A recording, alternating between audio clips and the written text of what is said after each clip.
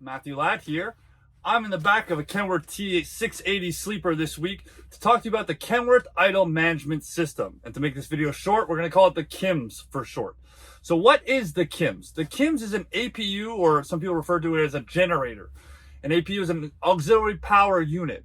In simple terms, the K.I.M.S system, or an APU or a generator, allows the truck engine to be off, so it's not idling, it's saving the environment, and a separate system runs the sleeper compartment, air conditioning, and heating.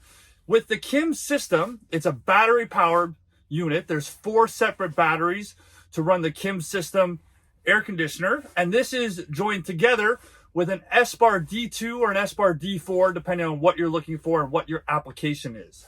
So we're going to show you really quick what the controls look like, what the extra components are added to your truck when you get a truck with the Kenworth Idle Management System.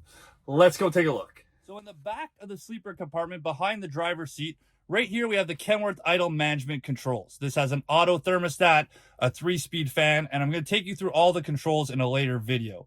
Now let me show you where the other components are located.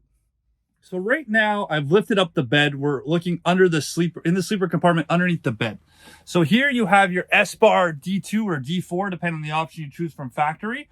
And over here, right behind it, you have your brushless DC compressor and evaporator.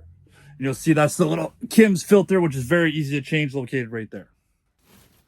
Now, what's great about the K.I.M.S system is it all comes from factory. So all these parts can be serviced when you take your truck in for regular maintenance. You don't have to go outside to another service department. The other great thing about it is battery powered, so you're not burning fuel when you're running the AC. When you're running the S-bar, they average out about 0.02 gallons per hour of fuel consumption, which is very low compared to a 13 or a 15 liter engine. Also on the truck, you'll have the condenser behind the cab, just like with every generator or APU. You'll have 4 additional deep cycle batteries on the truck, separate from the engine and the rest of the truck components.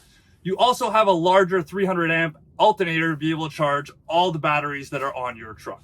That's Groupe with Montreal T.N.T, Trucksntips, and I'm Matthew.Ladd. Stay tuned for more tips in the future. Thank you.